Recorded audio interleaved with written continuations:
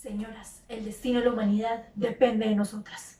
Si logramos cambiar lo sucedido en el Pacto de 2021 y teniendo en cuenta que en esas épocas de pandemia es cuando más los estados fueron intervencionistas, podemos cambiar las cosas. Por eso debemos regresar al 2020, justo antes de que las bolsas se desplomaran y la política monetaria cambiara para mantener la crisis. Justo antes de que Estados Unidos se retirara del Acuerdo de París, así las medidas regulatorias respecto a las armas nucleares podrían cambiarse, generando un cambio económico muy importante. Pero con un buen manejo podemos cambiar la hambruna europea del año 2020. Y con ello evitar el accidente de Estados Unidos. Que generaría la desvinculación del tratado nuclear por parte de las potencias. No se diga más, tome sus pastillas que iremos al 2020.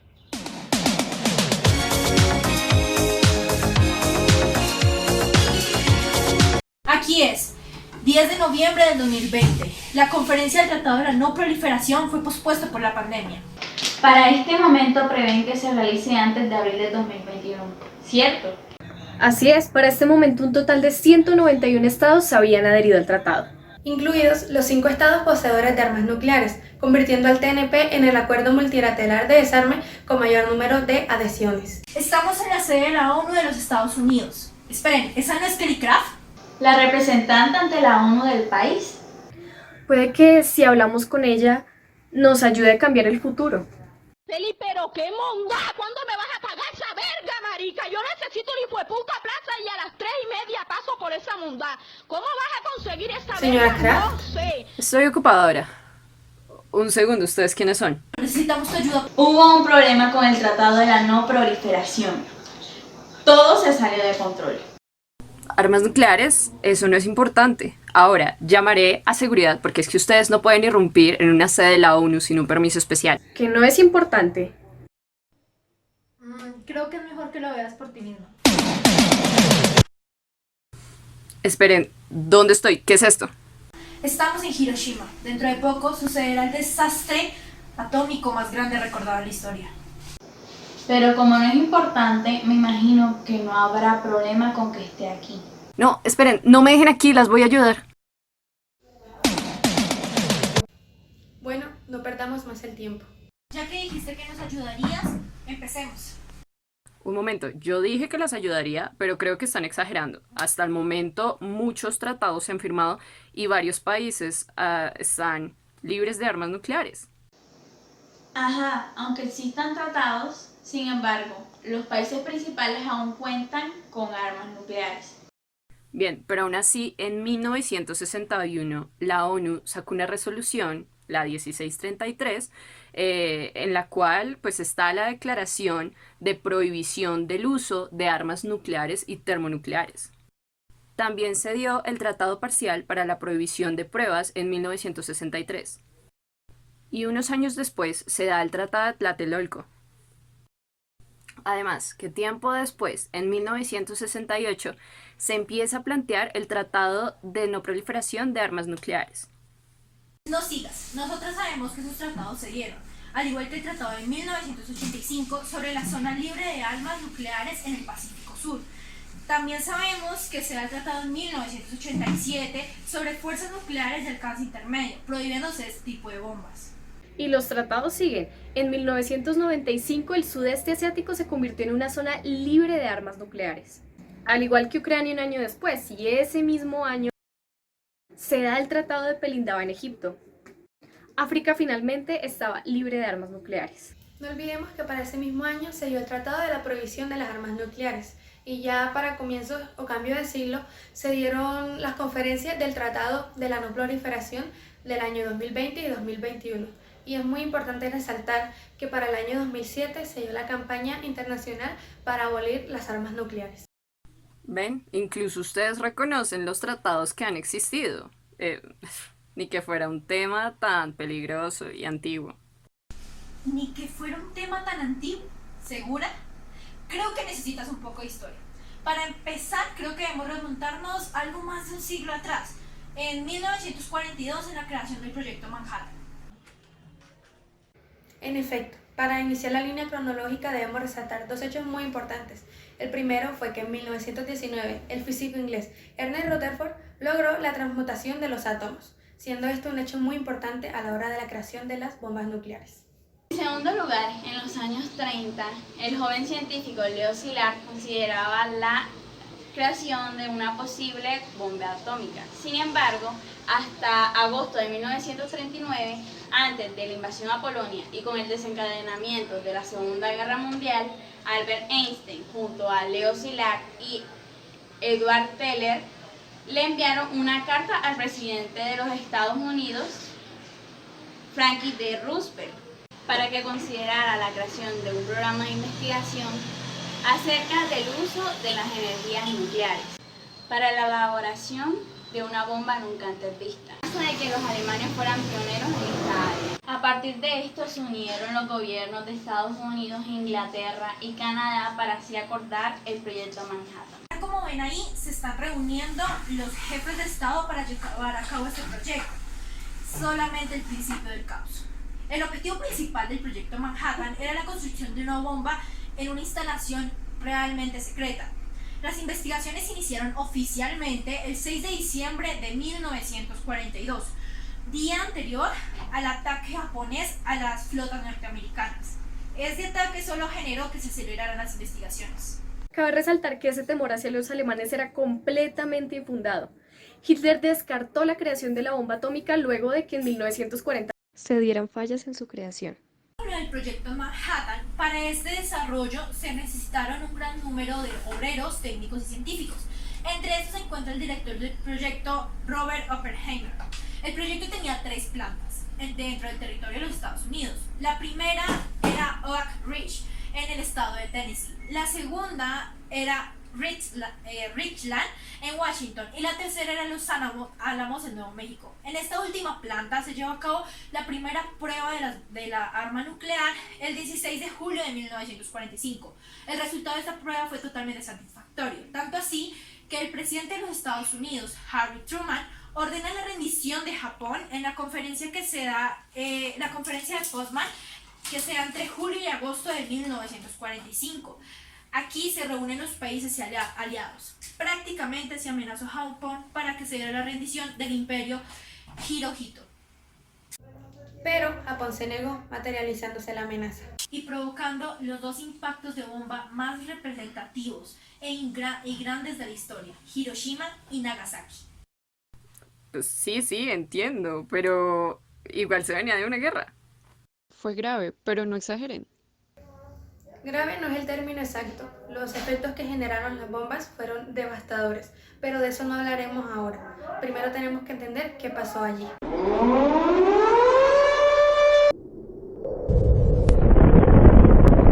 bomba arrojada en Hiroshima tenía el nombre de Little Boy. Esta fue construida en el laboratorio de Los Álamos y fue arrojada el 6 de agosto de 1945 desde el avión conocido como Enola Gray. La explosión de la bomba liberó una onda nuclear que ascendió 16 kilómetros hacia la atmósfera y una onda expansiva que elevó la temperatura a más de 1.000.000 de grados centígrados.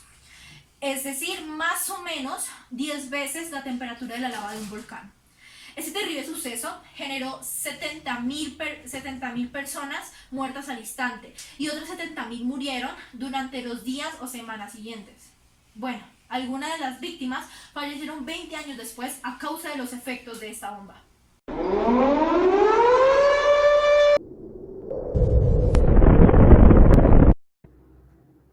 Tres días después, el 9 de agosto de 1945, arrojan la segunda bomba hacia Nagasaki. Esta recibe el nombre de Fat Man. Sin embargo, esta no cayó en el blanco predispuesto y las cordilleras terminaron protegiendo a Nagasaki. Aún así, el impacto dejó 40.000 personas muertas, cifra que subiría el día siguiente. Lógicamente, Japón se rindió el 15 de agosto de 1945, luego de recibir 2 bombas nucleares. Es cierto, después de todo y gracias a esos incidentes, ahora la ONU exige la eliminación de las armas nucleares y establecer la comisión para tratar el problema del descubrimiento atómico. Sin embargo, hasta tu año actual esto no se ha logrado. Ah, pero eso fue la Unión Soviética por ahí en su época. Ustedes están exagerando mucho. No es como si ahorita todo el mundo tuviera acceso a las armas nucleares. Puedes estar más equivocada, Kelly. Al contrario, Lo que sucedió fue mucho peor. Una carrera por el poder y la superación había empezado a gestarse en el mundo. Así es, y como el costo de una cosa es aquello a lo que renuncias para obtenerla, el costo de oportunidad de esta guerra de poderes había sido la seguridad ambiental, económica y física del mundo. Eso lo abordaremos más tarde, pero Laura tiene razón. El shock que querían producir en otros países al producir la dominación económica y militar solo generaba un estado de constante inestabilidad en los distintos estados. Por ahora veo necesario ir al 1 de noviembre de 1952, cuando Estados Unidos decide probar la primera bomba de hidrógeno. Un hecho que marcaría el actuar de los países, pues se encontraron ahora en la disyuntiva de o alejarse de la competencia o invertir en ella utilizando sus propios recursos.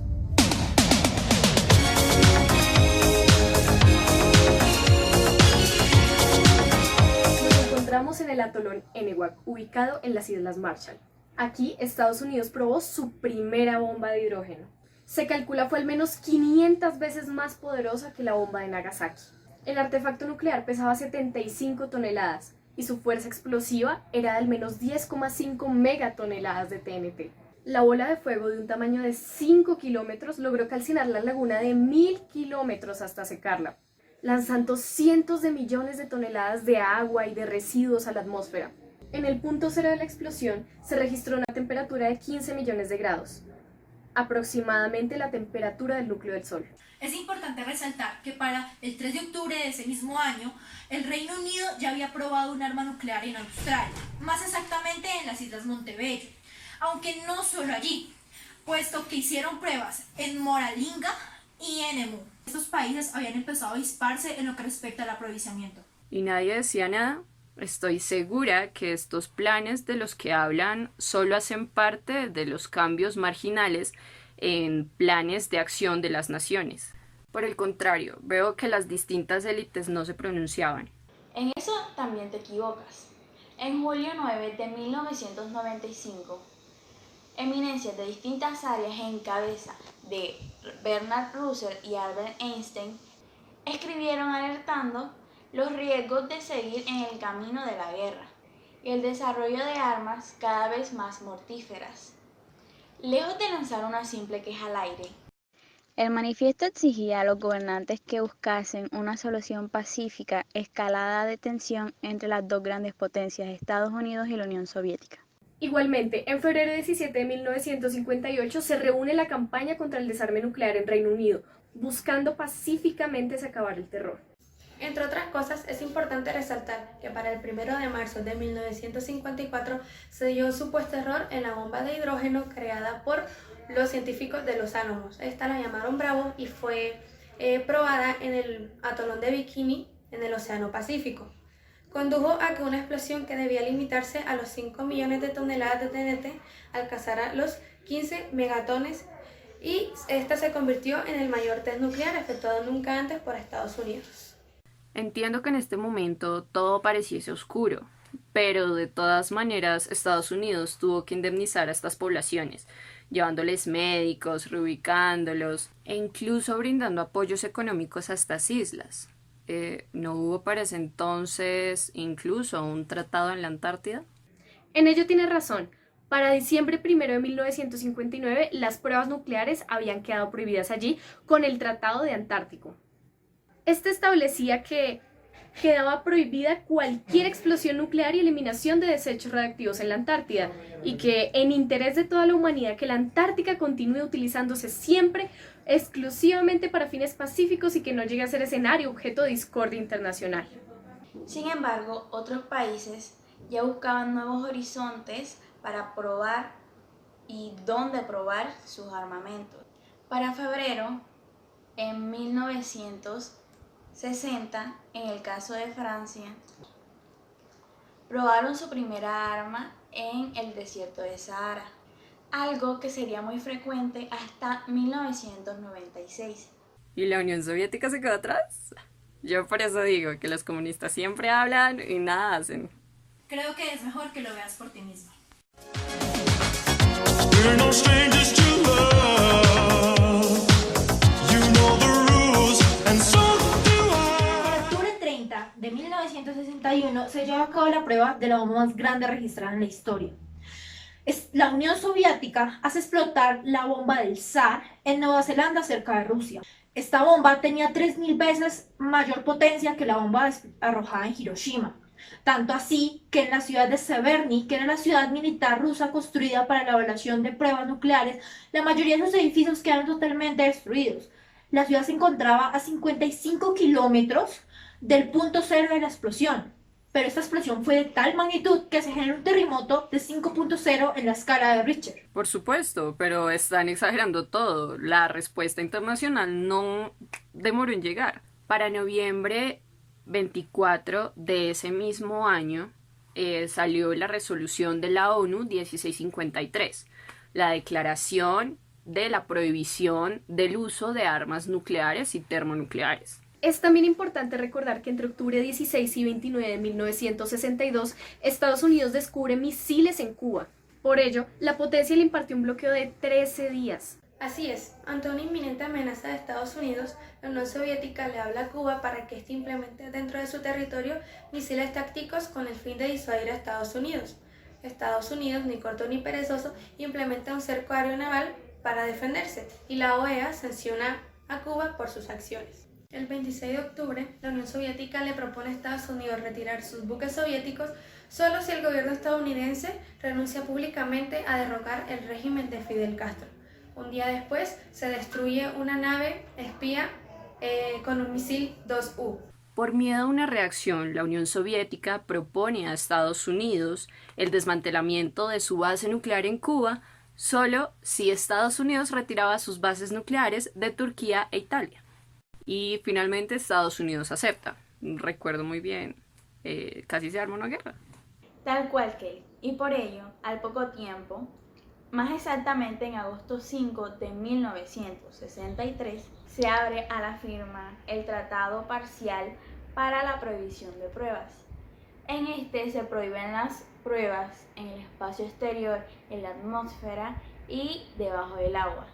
Se firma en Moscú, en respuesta a las diferentes manifestaciones en contra de las pruebas nucleares realizadas en América e Europa. Y China tampoco se queda atrás. En octubre 16 de 1964 lleva a cabo su primera prueba nuclear. En Lop Nor, en Xinjiang, realiza 23 pruebas atmosféricas y 22 pruebas subterráneas en el campo. ¿Y no usaron a Latinoamérica como territorio de prueba? Para responderte, debemos desplazarnos en el tiempo al febrero 14 de 1967. That's what I'm thinking of. You wouldn't get this from any other En guy. esta fecha, Latinoamérica se convierte en una región libre de armas nucleares. Se firma el Tratado de Tlatelolco, en el que expresamente se prohíben las armas nucleares en Latinoamérica. El compromiso incluye no comprar, no fabricar y no probar armas. Exactamente, y no mucho después, el 1 de julio de 1968, se abre la firma al Tratado de No Proliferación de Armas Nucleares. Los países que no tienen se comprometen a no comprar y los que tienen se comprometen al desarme. El 5 de marzo de 1970 se formaliza completamente. El tratado no se limitaría a reforzar el régimen de desarme y no proliferación nuclear, promoviendo la obligación moral del desarme, sino que va más allá de este y considera que cualquier uso de las armas nucleares sería contrario a las normas del derecho internacional aplicadas al conflicto armado. Es decir, deja fuera de legalidad el uso de las armas nucleares en cualquier caso. Esto, sin embargo, no detuvo las pruebas que posaban por inofensivas. El 18 de mayo de 1974, India lleva a cabo su primera prueba nuclear en Pokhara, en el desierto de Rajasthan. La llamaron Buda Sonríe. Para esta época no sucedió también el incidente de la cinta equivocada del 9 de noviembre de 1979 y también el incidente del chip defectuoso del 3 de junio de 1980. Así es. El primero sucedió cuando el sistema de alarmas de Estados Unidos reportó un ataque de misiles soviéticos. Activaron los sistemas de defensa, desplegando los aviones de caza y bombardeos. Sin embargo, la información dada por los satélites no concordaba. Finalmente, Estados Unidos se da cuenta que era un fallo de una cinta defectuosa de prueba. El segundo en el centro de control del Pentágono, donde aparecieron 220 misiles submarinos por parte de la Unión Soviética. Sin embargo, Los radares no los detectaban. Estados Unidos activó su protocolo de defensa, pero no activó el protocolo nuclear, debido a la incongruencia que se presentaba entre los radares y el Pentágono. Finalmente se comprobó que esto fue resultado de un chip defectuoso. No solo Estados Unidos se llevó sus sustos. El 26 de septiembre de 1983, el teniente coronel de la Fuerza de Misiles Estratégicos del Ejército ruso, Stanislav Petrov, vio cuando un satélite de la Unión Soviética dio a conocer una fuente de calor cuyas características correspondían a las de un misil nuclear internacional. Decidió esperar y poco después volvieron a sonar las sirenas cuando los satélites detectaron 4 fuentes de calor más. Ya había perdido mucho tiempo y como declaró en el diario Moscú, tenía dos opciones. O pensar que las computadoras se habían vuelto locas o que los misiles no partían de una misma base. Optó porque las computadoras se habían vuelto locas y esperó. Lo que realmente estaba sucediendo es que pasaba el equinoccio de otoño, es decir, la Tierra, el Sol y los satélites se habían alineado, provocando un extraño fallo en los detectores. El Sol se había ubicado en el ángulo exacto para que los satélites interpretaran sus ondas térmicas como misiles. Ahora veo necesario hablar de las reacciones de la gente y las organizaciones no estatales. Para ello, debemos desplazarnos a la década de los 80, vital para este problema. El 12 de junio de 1982, más de 1 millón de personas se manifiestan en contra del armamento nuclear. Es la manifestación antibélica más grande en desarme. Igualmente, el 10 de julio de 1985 es destruida en Nueva Zelanda la nave Rainbow Warrior, que fue enviada para protestar contra Francia, un acto repudiado por toda la humanidad. Para esta época, más exactamente el 6 de agosto de 1985, el sur del Pacífico se libera de las armas nucleares. Tratados sobre las zonas libres de armas nucleares del Pacífico Sur en Rarotonga, en las Islas Cook. Como les digo, este problema es algo que pertenece solo al pasado. Esto ya se solucionó. Me atrevería a plantear lo contrario. Tal era el temor internacional que el 10 de diciembre de 1985, el Comité Nobel del Parlamento noruego le entregó el Premio Nobel de la Paz a la Asociación Internacional de Médicos para la Prevención de la Guerra Nuclear. Según declaró Egil Arkiden, presidente de dicho comité, esperaban que tal premio ayudase a despertar a las potencias. Y aún así, todo parecía ir en picada. El 30 de septiembre de 1986 se revela el programa nuclear de Israel. Podría tener hasta 200 armas nucleares según The Sunday Times. Aunque también se debe tener en cuenta que entre el 12 y 11 de octubre de 1986, Ronald Reagan y Mikhail Gorbachev se reunieron en Reykjavik, Islandia, para hablar acerca de la abolición. Sí, pero no por una real voluntad de paz. Los países ya contaban con los suficientes medios tecnológicos para seguir con sus pruebas de manera electrónica. Es decir, ¿por qué habrían de dejar que otros países avanzaran con sus investigaciones? Exactamente. La cortina de humo creada por los estados nucleares en respuesta a la presión internacional no es una novedad. Bueno, pero precisamente ante tal presión internacional, algo tuvo que ocurrir, ¿no?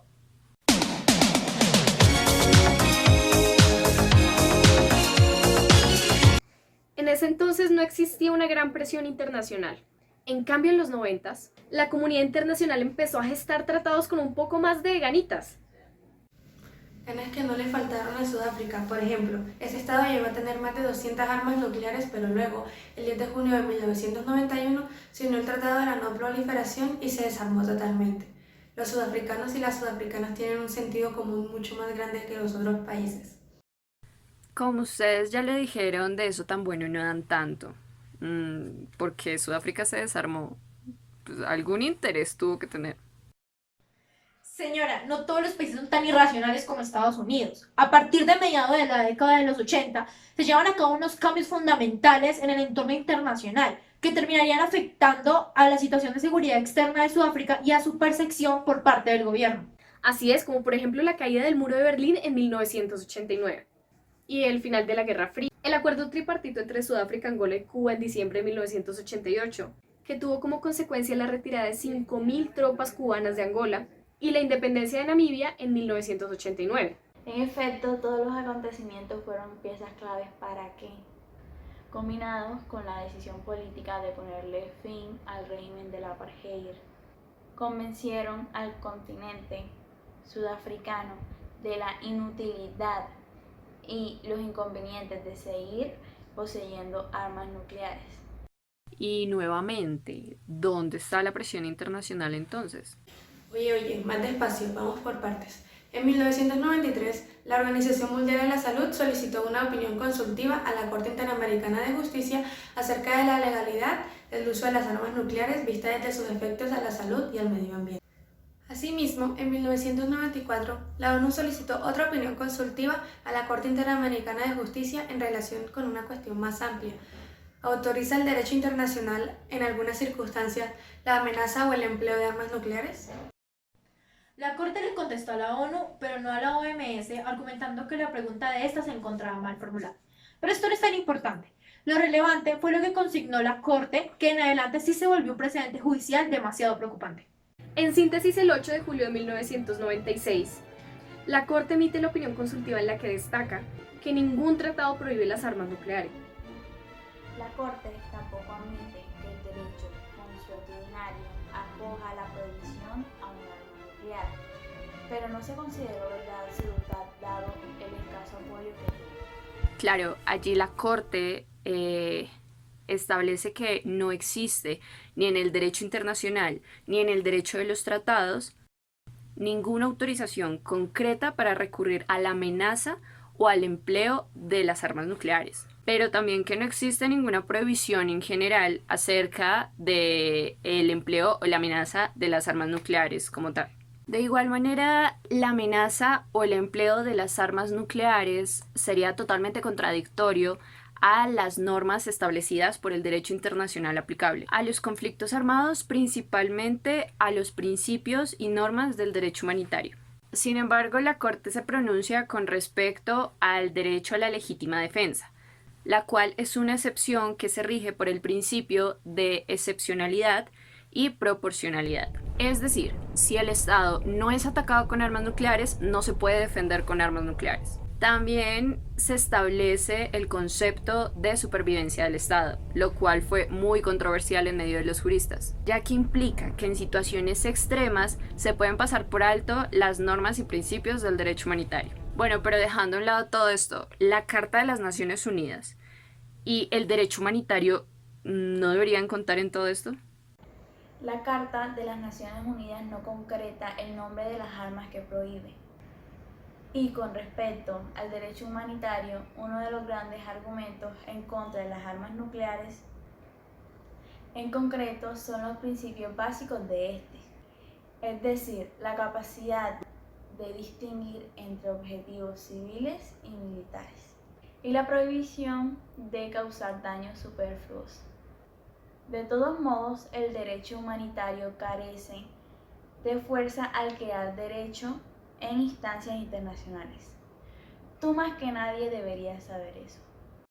Por otra parte, en septiembre 24 de 1996, el Tratado de Prohibición Completa de las Pruebas Nucleares se abre para la firma y la conclusión del CTBT en 1996 resultó un ejemplo típico de lo que ha ocurrido en materia de desarme.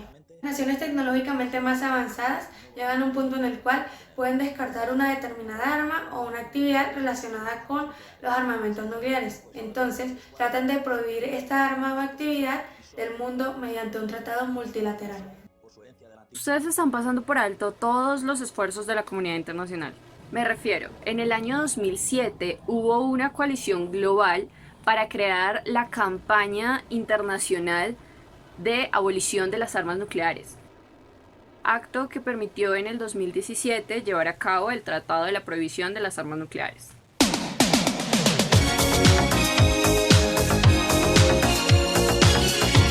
La conferencia se reunió en la sede de Naciones Unidas en Nueva York en 2 periodos de sesiones de negociación, del 27 al 31 de marzo y del 15 de junio al 7 de julio de 2017.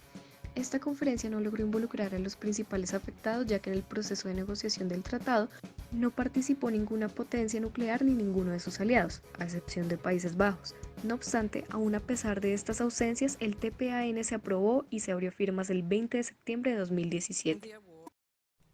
El problema radica en que los 5 estados poseedores de armas nucleares reconocidos por el Tratado de la No Proliferación y sus aliados se opusieron al llamamiento a la celebración de las negociaciones con base en que, en su opinión, este era prematuro e inapropiado dadas las actuales condiciones del sistema internacional y que el desarme nuclear generalizado debía ser desde un enfoque más gradual. Los países que se han negado a participar en la redacción del Tratado de TPAN en su votación, además de incluir todas las potencias mundiales, representan más de la mitad de la población mundial y el 80% del Producto Interno Bruto del planeta. Dejando el primer tratado que realmente prohíbe las armas nucleares en las nubes, cabe resaltar que sí es un pequeño paso que el mundo da, ya que sin duda se ha conseguido aumentar los costes diplomáticos y económicos relacionados al uso de armas nucleares o al amenazar al usarlas. Ya estoy entendiendo, pero ¿podríamos regresar a mi tiempo? Por supuesto, vámonos. ¿Ahora tienes claro que las armas nucleares sí son importantes y que tenemos que evitar esta guerra? ¿Ahora sí nos ayudarás? Está bien, pero aclárenme en unas dudas. ¿Por qué llegaron exactamente a este año? ¿Qué fue lo que pasó? Regresamos a este año, ya que se está realizando un tratado con la ONU, en el cual se busca que se prohíba el uso, fabricación y armamento militar de tipo nuclear. Pero en el 2021, Estados Unidos se negará a firmar dicho tratado, ocasionando un efecto en los demás países. Estos no quieren quedar en desventaja o desprotegidos, y se niegan a firmarlo de igual manera hasta que todos los países estén de acuerdo. Nosotras venimos a conseguir que se consolide este tratado, porque las consecuencias son devastadoras. Sí, lo peor es que, como presentamos anteriormente, en los incidentes que casi desencadenan una guerra nuclear en el año 2033, la suerte no estuvo de nuestro lado. Un satélite defectuoso que había chocado contra una roca espacial había reportado un satélite intercontinental a Estados Unidos. Y en ese entonces, como la mayoría de las cosas estaban comandadas por inteligencias artificiales y computadoras, la respuesta fue inmediata y lanzaron 2 bombas nucleares, una en Rusia y otra cerca de Cuba. Todo fue un desastre. Los países en minutos contraatacaron. Y si crees que los daños sufridos en Hiroshima fueron malos, en el futuro son 1000 veces peor.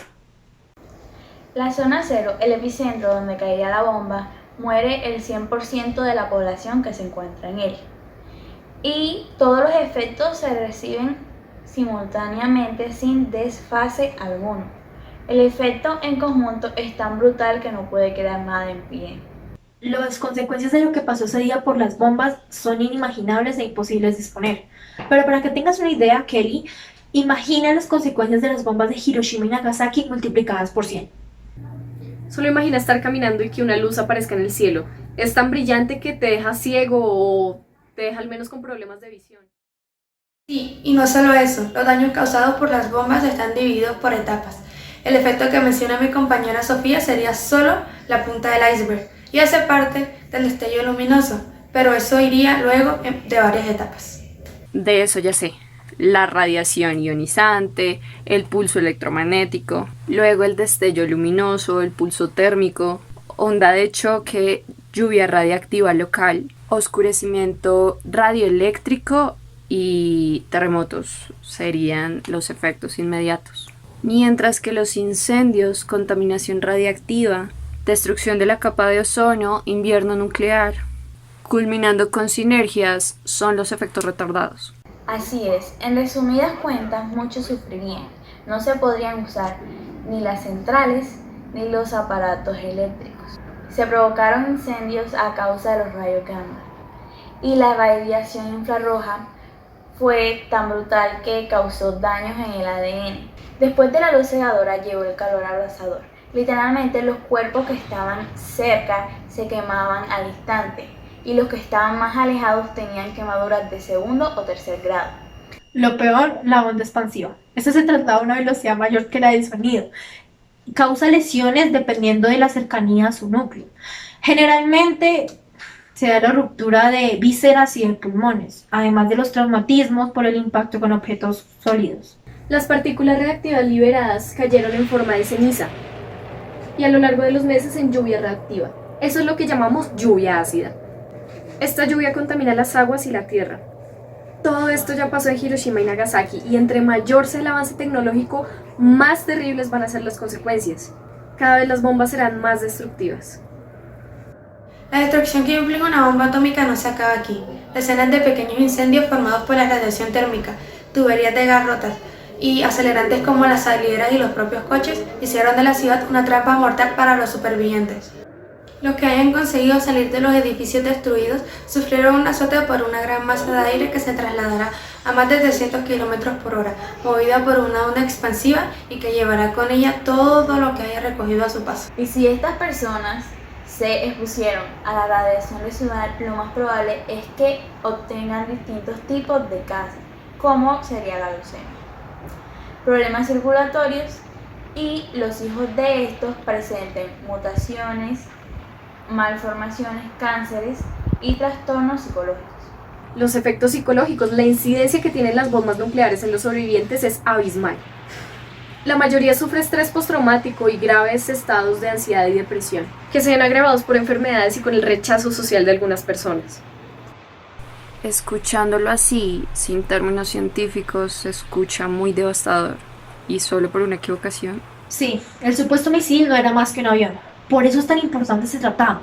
En el futuro estamos viendo un invierno nuclear por culpa de la avaricia de nuestros gobernantes, que al pensar que entre más armas nucleares tuvieran estarían más protegidos. Pero esto nos llevó a no tener nada, literalmente. Vivimos en el subsuelo. No se puede salir a la superficie por la energía, por la radiación nuclear y el frío que hace. Nuestros productos agrícolas son incomibles. La economía se desplomó, ya nadie tiene nada, no hay oferta, no hay demanda.